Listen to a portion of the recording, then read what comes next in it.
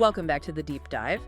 You know, when most people think about human resources, they probably picture the department that handles hiring, maybe company policies, definitely payroll. Yeah, the essential operational stuff. Yeah, Keeping things running. exactly.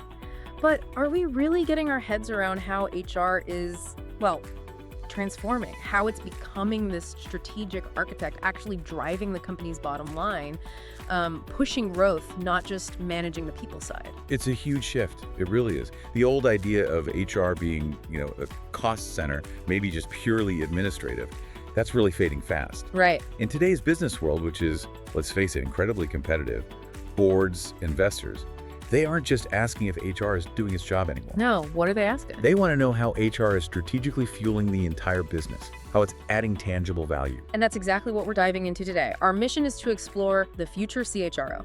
Architect of business value, not just culture. We're going to unpack how HR is moving, way beyond that traditional support function. Becoming a real strategic powerhouse. Yes. And how these forward-thinking chief human resources officers, the CHROs, are proving their value to the board, often using tools like the HR Scorecard to, speak the language of business. Showing that clear, quantifiable return on the investment in people. Exactly. And look, this isn't just something for HR folks listening in.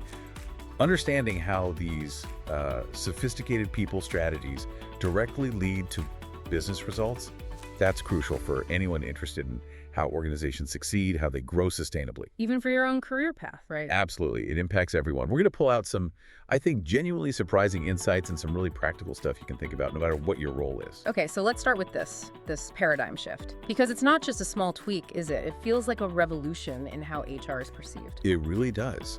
For decades, HR was, largely administrative. Like you said, compliance, paperwork, benefits administration, maybe putting out fires with employee issues. Necessary, yes, but often kind of siloed off. Right. The focus was mostly on operational efficiency, keeping things stable. Yeah, keeping the machine oiled. And you often heard it called a cost center. The goal was basically to manage those costs, keep them down, not necessarily to generate revenue or create a strategic edge. A support act. But the business world today is just so different, so dynamic. It's completely rewritten that job description. Boards, investors, even customers, they expect HR leaders to be true strategic partners now.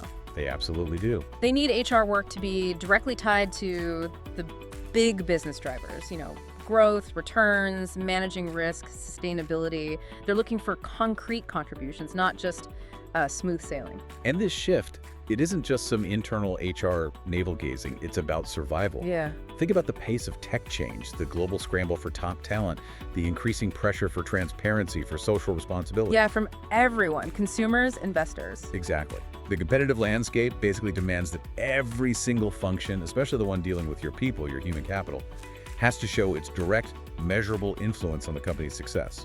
So if HR isn't proving that tangible business value, you're not just losing your seat at the strategy table, you might actually be losing ground to competitors who are using their people strategically. Yeah. It's about maximizing every asset, and frankly, people are often the most valuable, but maybe the most underestimated strategic resource you have. Okay, so to show that value, CHROs need better tools, better ways to measure and communicate it.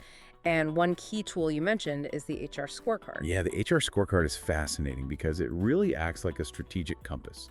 It's a management tool, sometimes called an HR KPI scorecard, KPI meaning key performance indicator. Right. And fundamentally, it's a way to visualize key HR metrics. But it's much more than just a dashboard. It's a framework that connects that HR data directly to business performance, makes the link explicit. So its purpose is to get beyond those traditional, maybe internally focused HR numbers, like how many people did we hire this month or how many completed the training. Yeah, the activity metrics. Right, to actually evaluating how effective HR is in reaching the overall business goals. It aligns HR strategy directly with the organization's strategy, makes that connection undeniable. Exactly. And if you break it down, it usually looks at things from 4 different angles, 4 perspectives, each giving a unique view on HR's impact. Okay, what are they? Well, first you've got the financial perspective. This is all about the money. What's the ROI on that training program? How much did we save by cutting turnover? What's the financial impact of boosting productivity per employee? Hard numbers. Makes sense. What's next? Then there's the internal process perspective. This looks inside at efficiency and quality. How long does it take us to fill critical roles? What's our success rate promoting from within? How smoothly do we onboard new people? It's about how well HR's own processes support the business operations. Okay, so financial internal processes. Yeah. What else? Number 3 is the learning and growth perspective. This focuses on the future, the organization's capabilities, innovation. Are we developing the right skills? Are people adopting new tech? Are diverse teams driving innovation? Are we ready for what's next? Future-proofing, essentially. Precisely. And the last one is the customer perspective. This considers how HR impacts customers, both external ones and internal ones, the employees themselves. How does employee engagement link to customer satisfaction scores, for example? Or maybe how does the company's reputation as an employer shaped by HR help attract talent and boost the brand in the market? Exactly. So when you put these 4 perspectives together, you get this really comprehensive, compelling picture of HR's total value proposition. Yeah, okay, so armed with this kind of strategic tool, what are boards really demanding when the CHRO walks into that room? It's clearly not just a quick chat about morale anymore. Well, definitely not. Our sources are pretty clear. Boards today aren't just asking, how's HR doing? They're asking very pointedly, how is HR driving the business forward? And this seems to boil down to 4 key expectations, right? 4 pillars. That's a good way to put it. Pillar number 1 is fundamental. Talent is business value. It's not just a nice slogan. Research shows companies that excel at talent management. They often see significantly higher revenue growth, better profit margins compared to average companies. So it's not just about happy employees anymore. No. Boards expect CHROs to show, with hard data, how every dollar spent on HR initiatives translates directly into measurable ROI for the whole business. It's about quantifying human capital's contribution. That's a massive shift from just being seen as an expense line. Okay, pillar 2. Pillar 2 is ensuring a strong leadership pipeline. Boards need absolute certainty that the company has a pipeline of leaders ready for the future. Meaning proactive planning for CEO succession, for executive transitions, identifying high potentials early, nurturing them, having solid succession plans for critical roles. It guarantees stability at the top. You can't just hope great leaders show up. You have to actively build that bench strength. Reduces a huge risk for the company. Okay, pillar 3. Pillar 3 is all about culture that supports strategy. And this is way beyond ping pong tables and free snacks. Right. It's about deliberately building and maintaining a company culture that naturally drives engagement, boosts productivity, and aligns everyone behind the company's main strategic goals. A strong, aligned culture isn't fluff. It's a performance multiplier. Directly impacting things like retention, innovation, even how the market sees you. Wow. And the 4th pillar. The 4th is vital for the long haul. Diversity, inclusion, and skills development. Boards are really prioritizing fairness, equitable opportunity, and investing in continuous learning, workforce agility. And this isn't just about compliance or optics. Not at all. Yeah. It's critical for driving innovation, diverse perspectives, Yeah. solve problems better. It gives you broader market insights, helps you attract the best talent from everywhere, and ultimately it makes the company way more adaptable to future challenges. It's about future-proofing your people. These 4 pillars really drive home that expectation. HR leaders have got to align with what the board cares about. And to do that, they need to speak the board's language. That's the crux of it, isn't it? This idea of speaking their language. It means CHROs have to ditch the HR jargon sometimes. And frame things how? In financial terms. Yeah. Operational terms.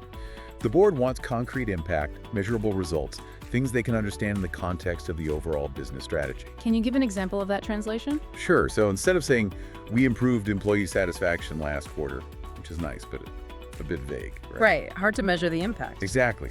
The modern CHRO needs to say something like, our targeted employee engagement initiatives, they demonstrably lowered voluntary turnover by 20% in our critical tech division.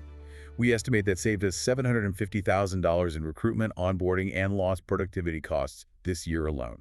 Wow. Okay, that immediately connects an HR activity to a bottom line number. That's the language of profit and loss. Precisely. It makes the value undeniable. So, if we take this view seriously, HR as a business driver, how does it ripple out? How does it connect to areas like, say, innovation or risk management? Paint that picture for us. Okay, think about it. HR touches almost everything. Hiring smart, Getting the right people on board isn't just filling seats. It directly speeds up growth, sparks innovation, maybe even opens up new markets. You're importing strategic capability. And keeping those great people, retention, that obviously cuts recruitment costs, but maybe more importantly, it stops that drain of crucial institutional knowledge, right? Huge point. That knowledge loss is a massive hidden cost. Then there's upskilling. Investing in the right training, the right development, that builds agility. Make sure your teams are ready for new tech, shifting markets. It reduces the risk of falling behind. Lets you pivot faster as a company. Exactly. And culture, which we touched on. A healthy, strategy-aligned culture. It doesn't just make work nicer. It measurably boosts performance, cuts down on absenteeism, makes you far more attractive to top talent and to investors. It's foundational. This all points to a really crucial reframing, doesn't it? Talent isn't just a cost on the P&L sheet, something to be minimized. No, that's the old view. Sophisticated CHROs are proving that your people, your human capital, are arguably the most critical investment a company makes. And like any investment, it demands a clear return.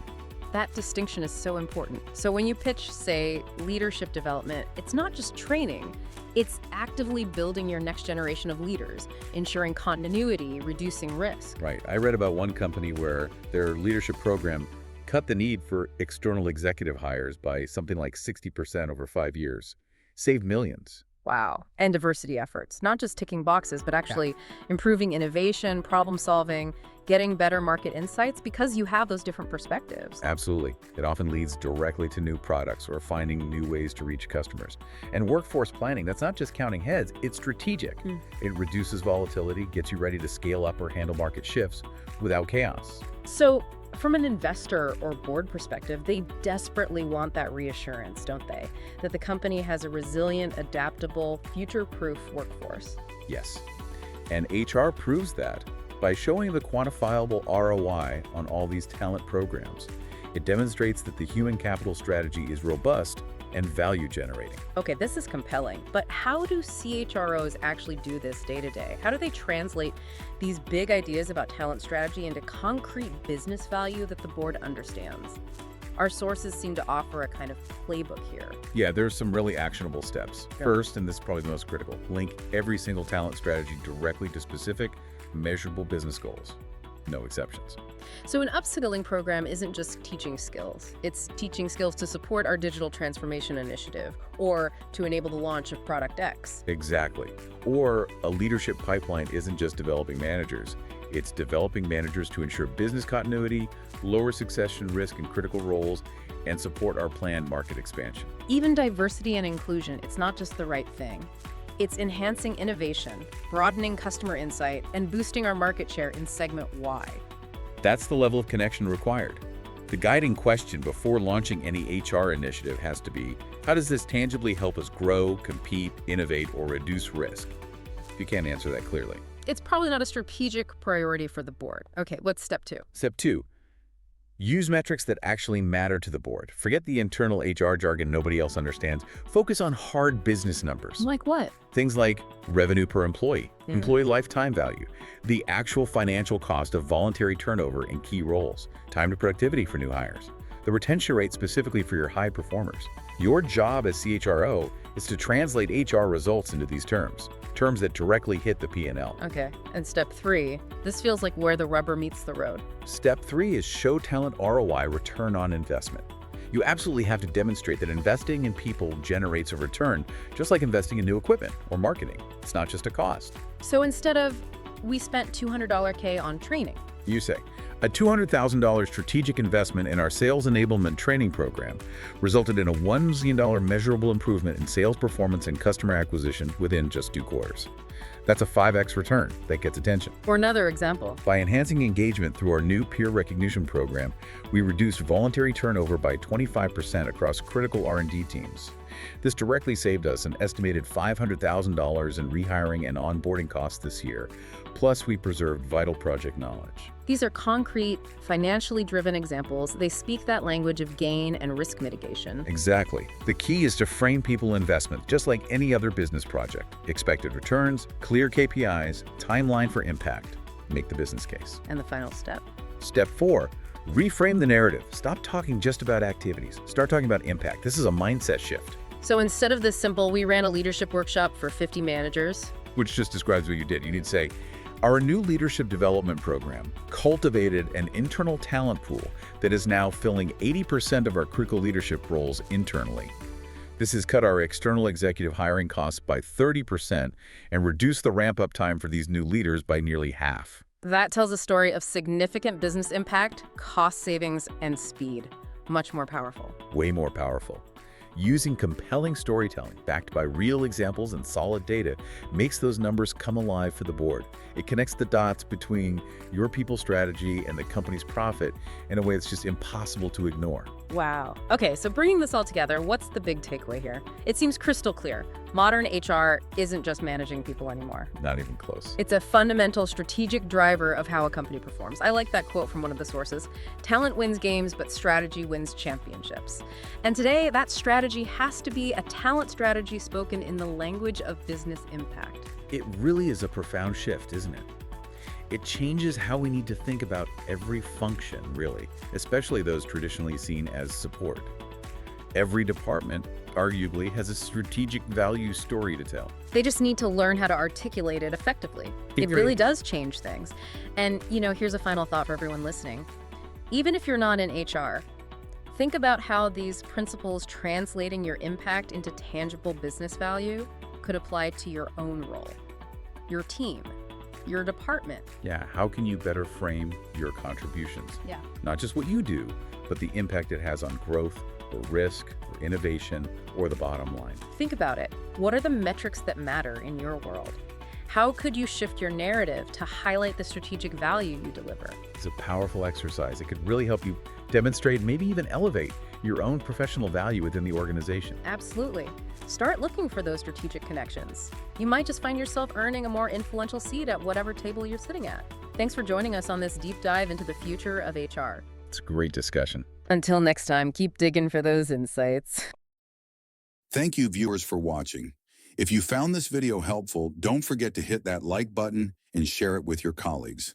And if you haven't already, make sure to subscribe to the channel by clicking that subscribe button below so you never miss out on valuable insights. I'm Brian Edmonds, signing off. See you in the next one.